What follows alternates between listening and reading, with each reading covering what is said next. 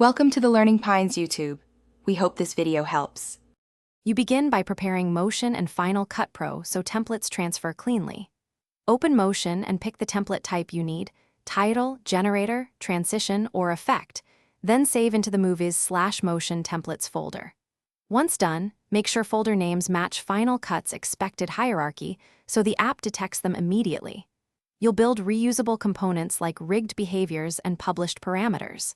This step sets the foundation. Without correct placement, Final Cut won't list your template for fast use. You now design the template and publish the controls editors will need. Add groups, behaviors, rigs, and link parameters so scale, color, and timing are adjustable inside Final Cut Pro, and name each published control clearly.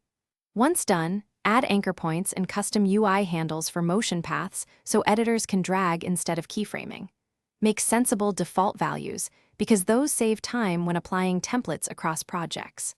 Finally, test the template inside Motion's viewer until animation timing and responsiveness feel right. You finish by testing and exporting the template so everything works in Final Cut Pro. Save with a clear name, quit Motion if necessary, then reopen Final Cut and find your template in the appropriate browser tab. Apply it to a clip and scrub the timeline to confirm motion and published controls act as expected. If performance stutters, render or simplify behaviors. If a template is missing, check the movies/motion templates folder path, template type, and that parameters were actually published. Fix and resave. Thanks for watching. Consider subscribing if we helped you.